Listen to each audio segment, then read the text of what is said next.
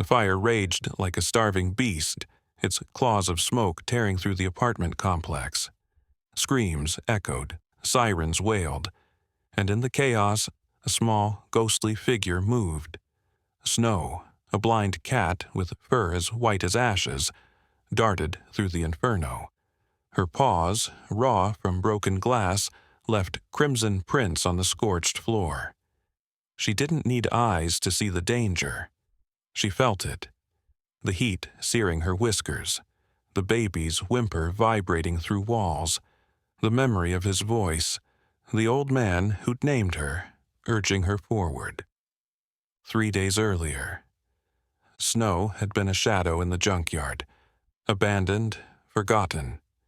Her blindness, a cruel joke to the teenagers who'd tossed her from a speeding car.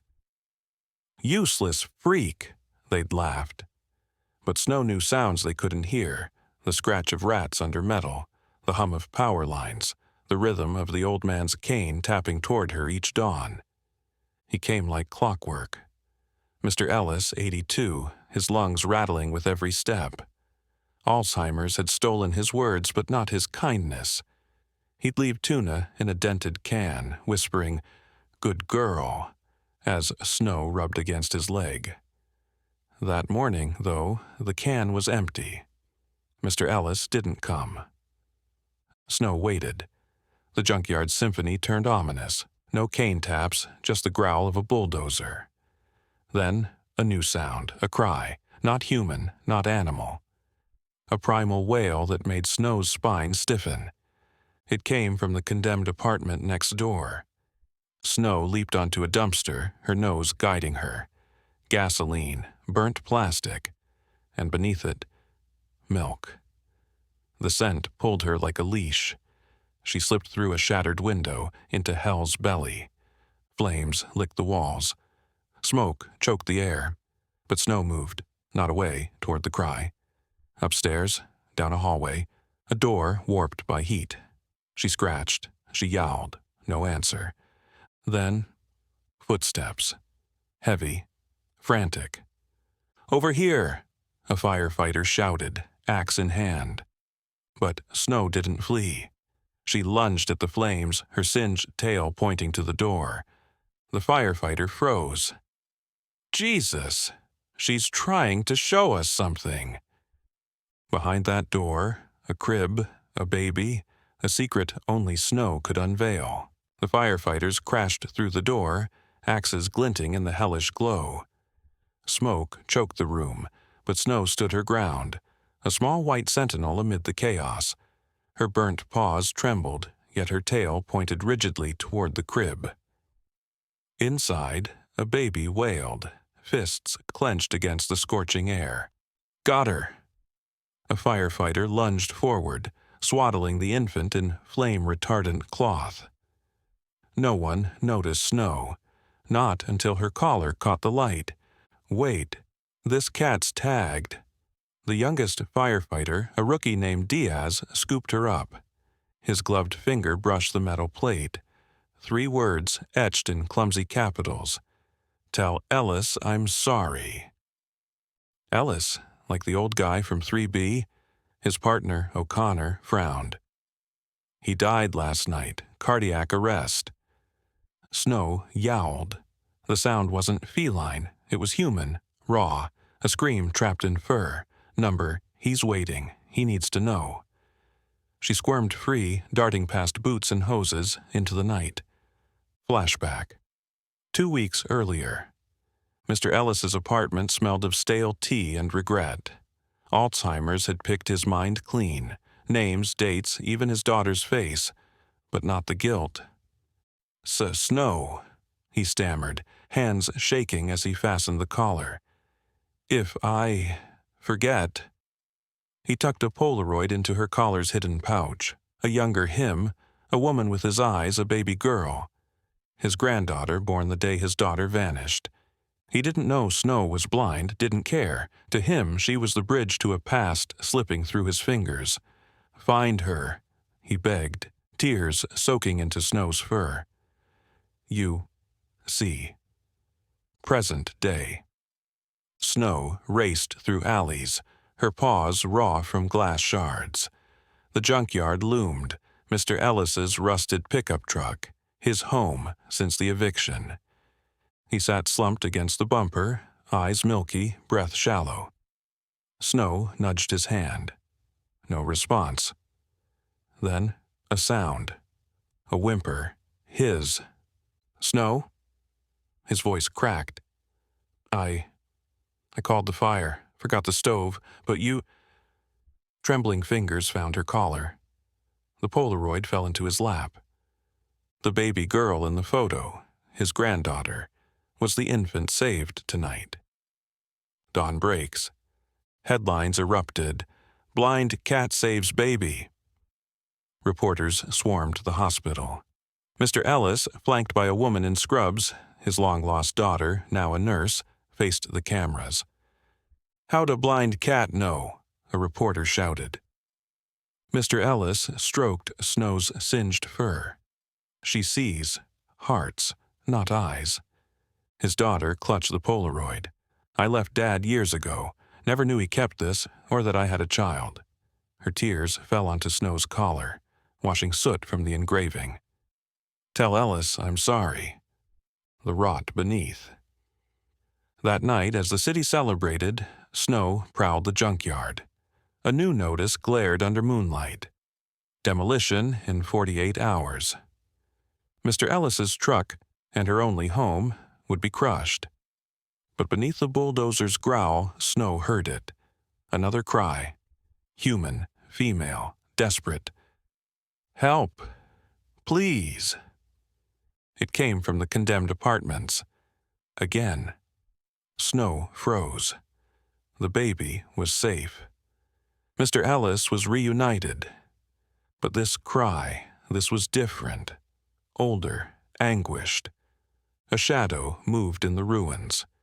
A girl, maybe 12, chained to a radiator. Snow's collar tingled. Mr. Ellis's voice echoed, "Find her." The secret wasn't over. It was just beginning.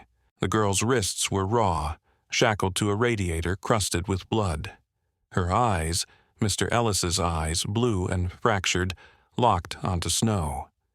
"Please," she rasped. "He'll come back." Snow lunged at the chains, teeth gnashing metal. Useless. The girl flinched. "No, he'll hurt you too." Flashback. 15 years. Earlier, Mr. Ellis's daughter, Lila, paced the junkyard office. "Dad, we need to sell. This land's worth millions." The man across the desk smirked. Harlan Voss, CEO of Eden Developments. "Sign here," Voss purred, sliding a contract. "Or your daddy loses his home?" Lila hesitated. The junkyard was her father's life. But Voss's threat hissed louder. "That baby girl of yours, accidents happen." She signed, then vanished.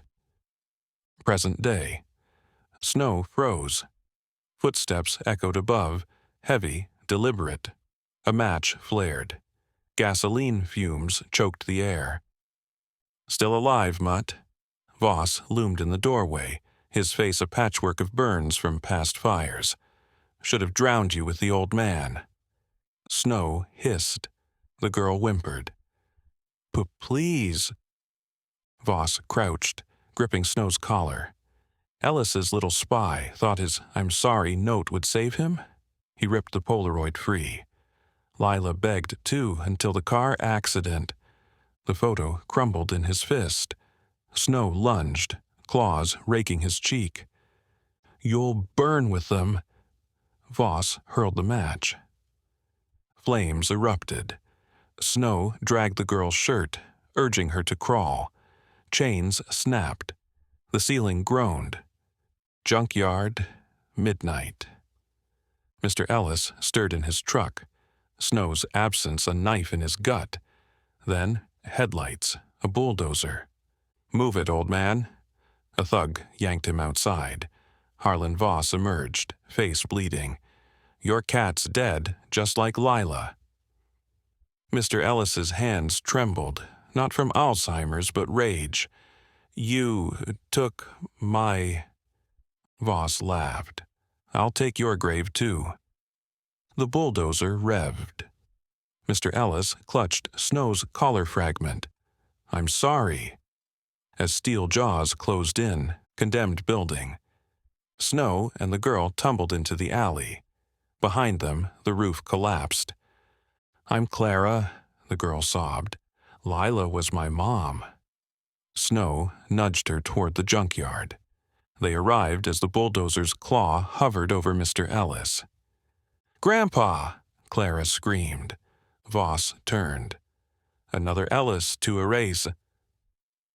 Snow struck. A leap, claws aimed for his eyes. Voss stumbled into the bulldozer's path. The machine didn't stop. Aftermath. Dawn exposed the truth. Voss's body, the junkyard scars, Clara clinging to Mr. Ellis. Reporters circled, but Snow slipped away. Beneath the rubble, she found it. Lila's diary, hidden in a tin box. Page 1 screamed, Voss killed my baby's father.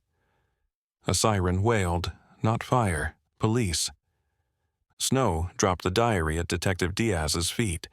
His rookie eyes widened. Holy, we've been wrong about the fires. But Snow was already gone. The caller's whisper had a new target, Voss's mansion, where another child's cry echoed. Voss's mansion loomed, a monolith of greed veiled by rose gardens. Inside, a boy's whimper seeped through marble halls. Milo, 9 years old, cowered in a gilded cage. His crime? Overhearing his father, Detective Diaz, vow to expose Voss's empire. Flashback. 72 hours earlier. Diaz scoured Lila's diary in the precinct's dim glow. Voss traffics kids through demolition sites, he read aloud. Fire covers his tracks. His phone buzzed, a photo from an anonymous number. Milo, gagged, in a room with Voss's crest. No. Diaz's coffee cup shattered. He'd underestimated the monster. Present day. Snow slunk through the mansion's vents, her blindness an asset. Security systems whirred, motion sensors, laser grids, Dobermans pacing below. She followed Milo's scent, fear, sweat, and the faint tang of Diaz's aftershave. The cage was electrified. Milo's wrists bore the same shackle marks as Clara's. Snow hissed. A guard laughed. Stupid cat, Zapper'll fry you. But Snow didn't pounce. She listened. The guard's radio crackled. Ellis and the girl are at the docks. Deal with them. Junkyard docks. Midnight. Mr. Ellis clutched Lila's diary, Clara beside him. The diary says Voss ships kids tonight. Clara whispered, we need proof. A speedboat idled below, crates stamped with Eden developments. Men loaded children inside, drowsy, drugged. Clara's phone camera flashed. Hey! A thug lunged. Mr. Ellis swung his cane. Once a baseball pro, muscle memory intact. The thug crumpled. Run! Clara dragged her grandfather into the shadows as gunfire erupted. Mansion, simultaneous. Snow memorized the guard's footsteps. 4 paces left, 3 right, keys jingled. She leaped, not at the cage but the control panel. Her paw smashed the fire alarm. Sirens blared. Sprinklers drenched the lasers. The Dobermans short-circuited. Milo kicked his cage door. Now, Kitty! Snow lunged, her collar snagging the keycard. The cage hissed open. Dad'll find us! Milo grabbed her burnt tail. But first, the server room. Doc's chaos. Clara and Mr. Ellis hid behind barrels, police sirens wailing closer. They're here, Clara cried. But the speedboat roared to life, kids trapped inside. Mr. Ellis stumbled forward, Lila's diary raised like a weapon. Stop! Them! A bullet grazed his shoulder. He fell. "Grandpa!" Clara screamed, then froze. The diary had flown open, revealing a USB taped inside. "Proof," scrawled on it. Mansion's heart. Milo typed frantically on Voss's computer. Snow swatting guards. "Almost. Got it." Files flooded the screen. Bribes, blueprints, a ledger naming senators. Bingo. Milo uploaded everything to Diaz's cloud. "Let's—" The monitor flickered. A timer flashed. "Self-destruct. 00:60. Voss's voice boomed from speakers. "You'll burn with my secrets." Convergence. Diaz burst into the mansion, SWAT behind him. "Milo! Dad! The servers!" Milo tossed the USB. "Go!" Snow herded them toward vents as flames swallowed the room. Diaz hesitated. "The cat, she knows the way," Milo yelled. Doc's finale. Mr. Ellis pressed the USB into Clara's hand. "Run! To Diaz!" "No, together!" He shoved her toward sirens. "I stay. For Lila." The speedboat accelerated. Mr. Ellis limped aboard, swinging his cane at the pilot. The boat swerved into a fuel tanker. The explosion lit the night. Mansion aftermath. Snow emerged from ashes, Milo safe in Diaz's arms. The detective stared at the USB, enough to bury Voss's empire. But Snow wasn't done. Through the smoke she heard it, faint meows from the ruins. Kittens, dozens. Caged in the mansion's underground lab, Voss's next trafficking batch. One nudged a tiny collar. "Tell Ellis I'm sorry."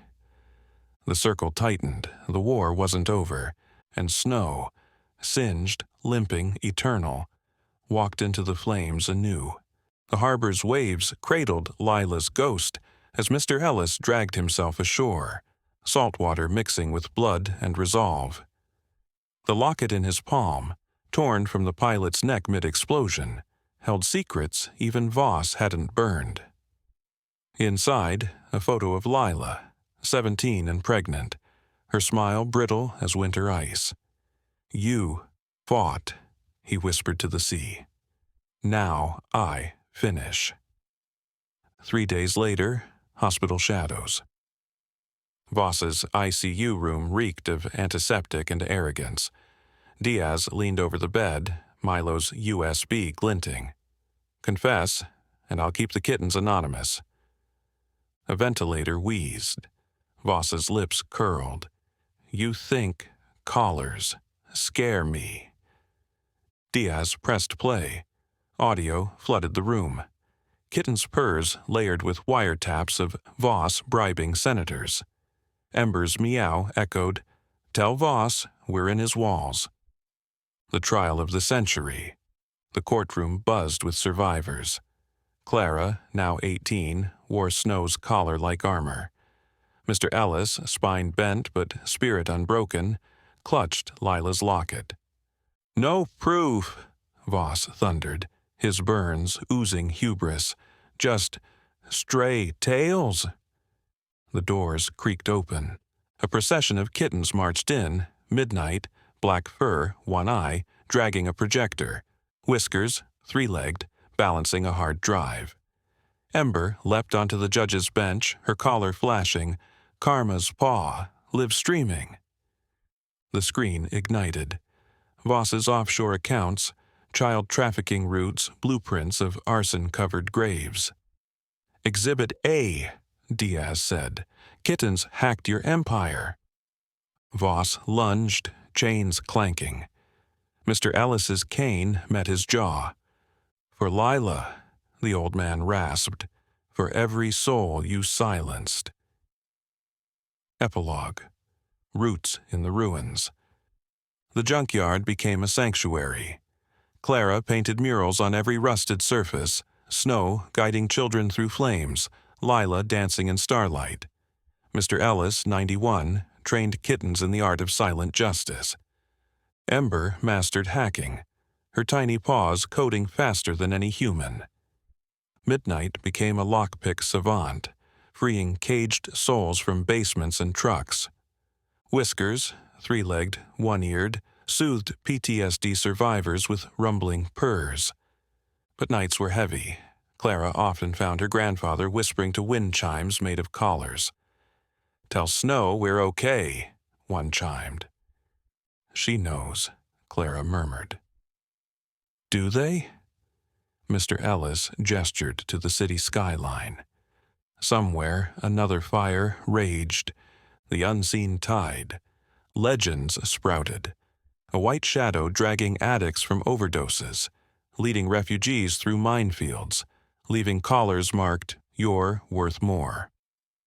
One frost-bitten dawn, Clara followed phantom paw prints to the docks. There, in the sludge, lay a collar, fresh, unblemished. "Tell Clara I'm proud." Behind her, a meow. Not kitten, not quite human, a harmony of both. She turned, nothing but mist, and the scent of lavender. The road continues. Subscribe now to walk it with us. Every click lights a path for the voiceless. Hit the bell. Your notification might be someone's lifeline. Together, we'll turn whispers into roars.